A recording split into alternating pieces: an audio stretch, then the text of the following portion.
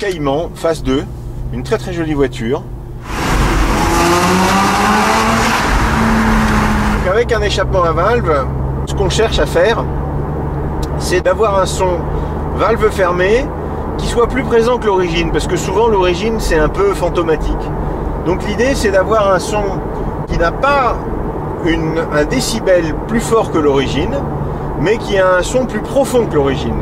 Ce qui donne une impression de carrure, une impression de volume. C'est la profondeur sonore, de la même manière qu'avec du vin, on parlerait de longueur en bouche. Voilà, c'est pareil. C'est-à-dire qu'un son, au lieu d'avoir un son bref, on va avoir un son un peu comme une bulle d'air qui monterait à la surface, le bloop.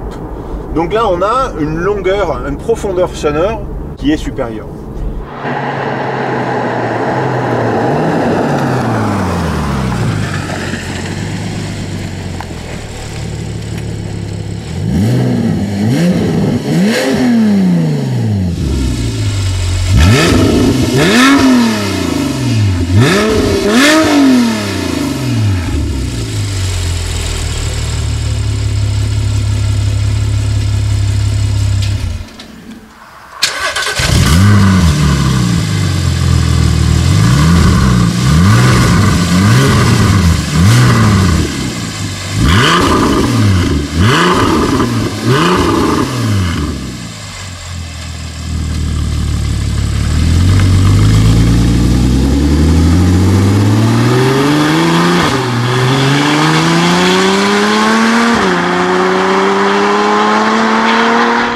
Fait qu'on soit en PDK, c'est-à-dire là, voilà, on est à 72 km/h, 70 même, on est en 7e vitesse, et là, la valve est fermée, on n'a aucune gêne, on n'a aucune résonance, aucun bruit parasite dans l'habitacle.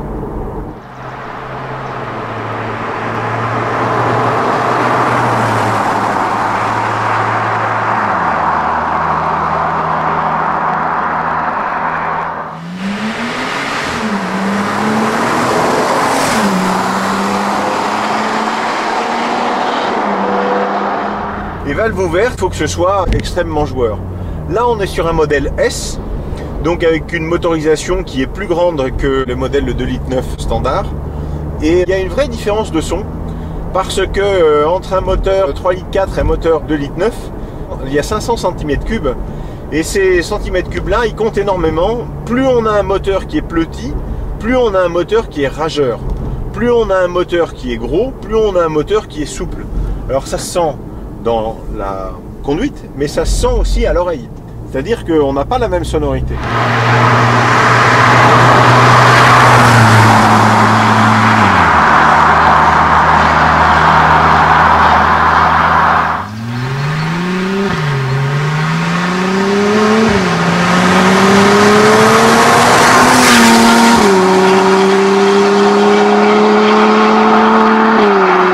Donc là, si vous voulez, sur une échelle de 1 à 10, avec cet échappement-là, fermé, on sera toujours au même niveau. C'est-à-dire que fermé, on sera à 3.